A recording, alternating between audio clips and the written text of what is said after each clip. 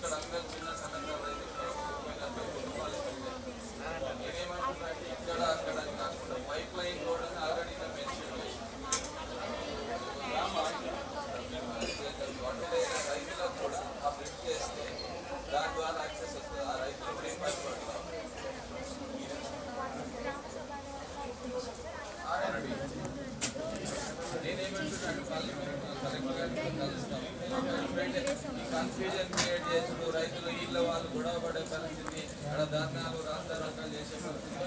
Clarity అనేది కావాలి. చేసే పని మనం పర్ఫెక్ట్గా గవర్నమెంట్ డిపార్ట్మెంట్ ఎంత వర్క్ చేయాలంటే ఒక జీవో ఇచ్చిన వాళ్ళ మీద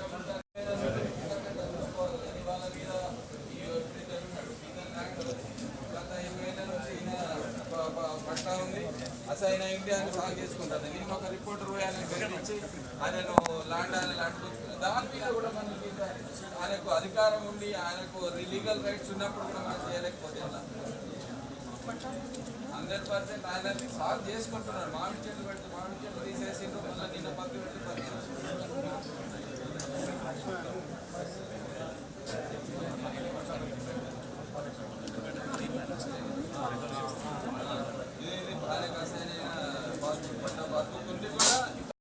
గత కొద్ది రోజులుగా పెద్ద కల్వల గ్రామ రైతులు బైపాస్ రోడ్ కోసం ఏదైతే ఫస్ట్ చేసిన అలైన్మెంట్ ఒక రకంగా ఉంది, మళ్ళీ ఒక దగ్గర నుంచి రోడ్డు తీస్తామని రైతులను ఇబ్బంది పెడుతున్న విషయంలో భారతీయ జనతా పార్టీ పక్షాన మా ప్రధాన కార్యదర్శి జిల్లా పల్లె సదానందం గారు, మరి అఖిల పక్షం తరఫున వివేక్ పటేల్ గారు అందరం కూడా కలెక్టర్ గారిని కలవడం జరిగింది. మేము ఒకటే కోరుతాను, రైతులను ఇబ్బంది పెట్టద్దు. మీరు ఏదైతే జీవోలో ఇచ్చినట్టు వాటర్ వర్క్స్ వెంబడి ఏదైతే ఉందో ఆ రోడ్డులోనే బైపాస్ రోడ్ తీస్తే అందరికి సౌకర్యంగా ఉంటుంది.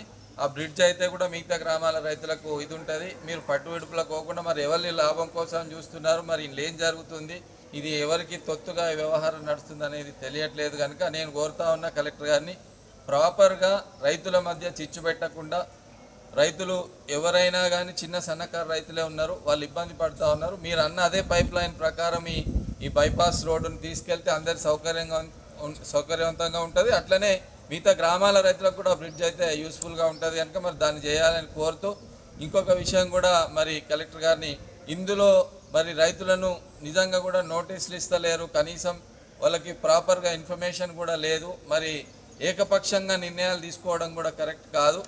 దీనికి మేము బైపాస్కు వ్యతిరేకం కాదు, రైతులు కూడా వ్యతిరేకం కాదు. బైపాస్ ఎంత త్వరితగతిన 24లో శంకుస్థాపన చేసారు, 2 ఏళ్ళు గడుస్తూ ఉన్నది, డిలే అవుతున్నది ప్రాసెస్. ఇంత డిలే ఎందుకు అవుతుంది, మరి దీన్ని ఎవరు ఆపుతారు, ఎవరి లాభం కోసం దీన్ని మరి పెండింగ్ పెడుతున్నారో మరి ప్రజలు గమనిస్తూ ఉన్నారు.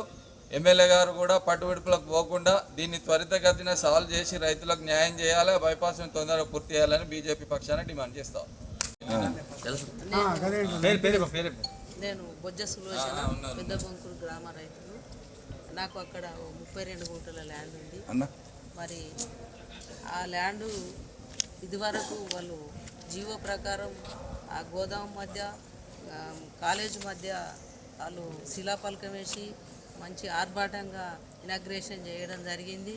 ఐటీఐ శాఖ మంత్రి కూడా వచ్చారు అక్కడికి, చాలా కలెక్టర్ గారు వీళ్ళందరూ వచ్చి చేసారు. అలాంటి ఆ బైపాస్ను మరి ఏ విధంగా వాళ్ళు ఎందుకు రద్దు చేసిర్రో మాకైతే అలా ఎలాంటి ఇన్ఫర్మేషన్ లేకుండా మా భూములకు ఆ జెండాలు పట్టుకొని కనీలు పట్టుకొని వచ్చిర్రు పోలీసు ప్రొటెక్షన్ తోటి. మరి వాళ్ళు మమ్మల్ని భయభ్రాంతులకు గురి చేసిర్రు. మేము మొన్న కూడా బాగా రాస్తారోకో చేయడం జరిగింది, మా భూములు ఇవ్వం, మీరు ఎక్కడైతే ఇనాగ్రేషన్ చేసిర్రో, ఎక్కడైతే శిలాఫలకం వేసిర్రో అక్కడి నుండే మీరు పోండి. లేకపోతే ఏ రైతుకు కూడా ఇబ్బంది కలగకుండా water pipe line mission Bhagiratha pipe line మీదకి వెళ్ళనివ్వండి, ఏ రైతుకు కూడా ఇబ్బంది ఉండదు. కాబట్టి మేము చిన్న సన్నకారు రైతులం, చాలా పేద రైతులం, మాకు ఏం లేదు. 10 గుంటలు 20 గుంటలు ఉన్న రైతులం, అక్కడ 30 కుటుంబాలు మేము రోడ్డున వాడే పరిస్థితి వస్తుంది. కాబట్టి నాకున్న 30 గుంటలల్లో ఒక గజం కూడా నాకు మిగులుతలేదు అక్కడ జంక్షన్ చేస్తే. కాబట్టి నాకు 3 ఆడపిల్లలు. మీరు దయచేసి క్షమించి మమ్మల్ని, మేము తప్పు మాట్లాడినామో ఒప్పు మాట్లాడినామో, కానీ నా డిమాండ్ ఒకటే, మిషన్ భగీరథ మీదకి వెళ్ళైనా పోవాలి, లేకపోతే మీరు శిలాఫలకం ఎక్కడ వేసిరో అక్కడ నుండి అయినా పోవాలి. కానీ మేము మా భూములు మేము మా ప్రాణాలకైనా మేము సిద్ధంగా ఉన్నాం. కాబట్టి నేను మీ ద్వారా నేను వారిని కోరుతాను.